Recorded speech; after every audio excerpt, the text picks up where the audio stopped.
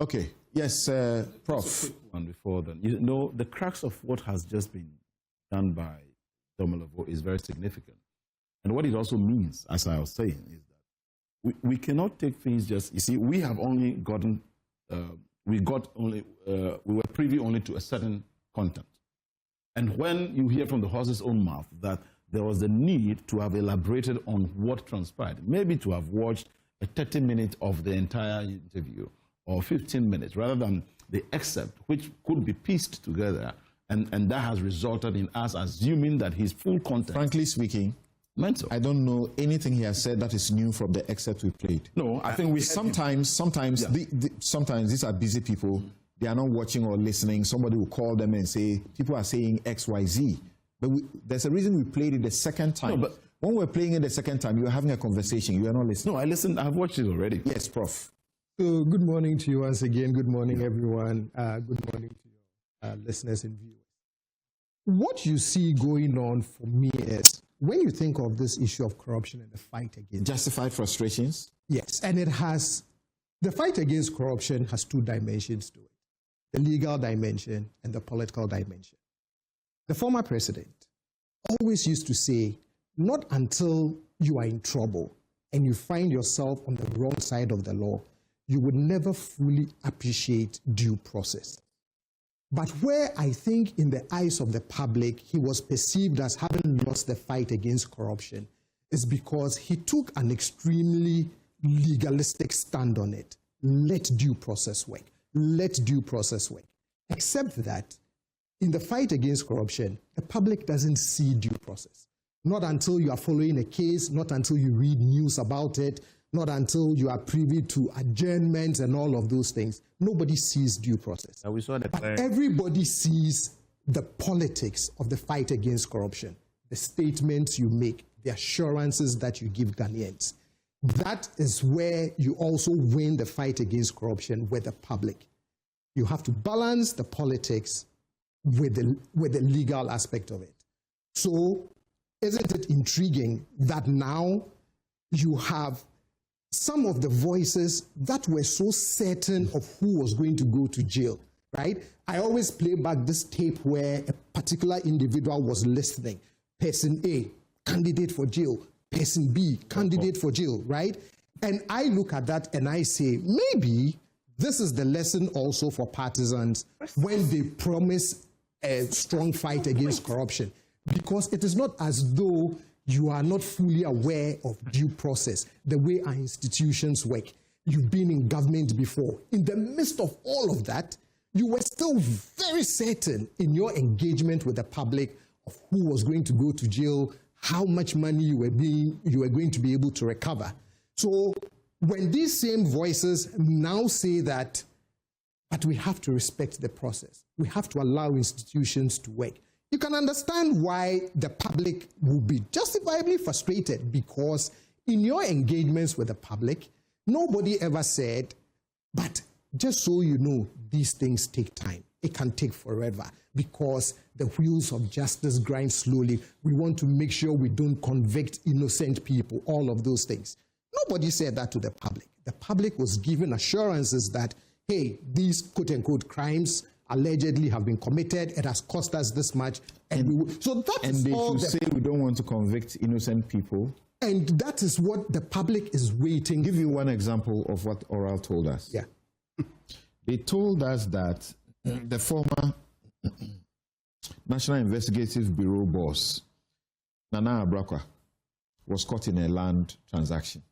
He said he paid pittance, 160,000 Ghana cedis, for land that should cost in the open market about $700 US.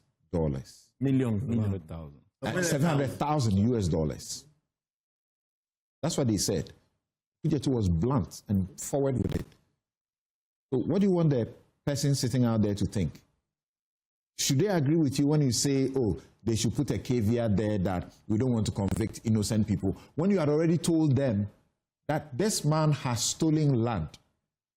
He paid 160,000 Ghana cedis when the land cost 700,000 US dollars.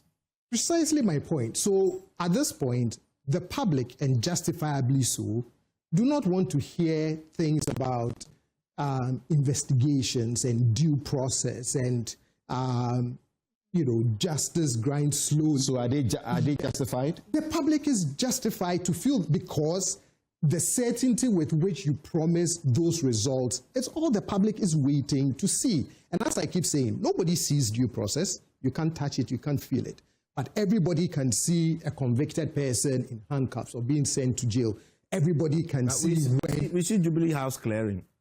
That's what I'm saying. So at this point, you have to find a way to start giving, quote unquote, the people what you promised them. Look, you can make all the institutional changes, you can make all of the rules, you can even say that now trials should take 1 hour. You still have to balance those new rules with respect for due process.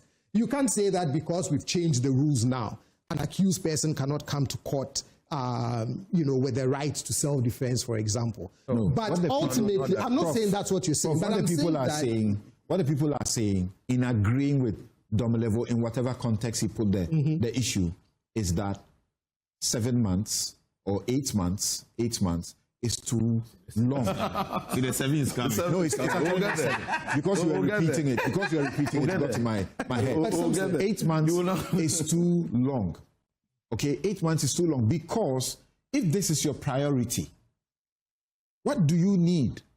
You have all the awesome powers of the state to investigate. Parliament to support you. If you need police, if you need CID officers, if you need to recruit people to get this done, you don't need a whole week to get these things fixed. So what's the problem? I get all of that, but I'm still saying that even when you marshal all your state institutions and all your state resources, you still have to follow due process, right? So again, I agree, and the other thing I would say is the government is a victim of its own political promises and engagement with the people. So the heat that they are facing is justifiable, right? You promised people... How can you say 160,000 and the thing 700,000? How long should this case take? So exactly, right? You this particular case, with the lands and those places that they were claiming they shouldn't have access to those lands, go and check the buildings where they have gotten to. They are up, they are going on. And I can assure you, if you give them 2-3 more months or so, the projects will be over. Samson, what is and that story will be a different story. We'll not be talking about land, we'll be talking about more grandstanding than governance. So the things, rumors who were coming and said, a lot of it, seemingly now, is looking like grandstanding and propaganda. But I mean, Samson, imagine when the oral report was done, right? In my opinion, the fanfare with which it was presented, right?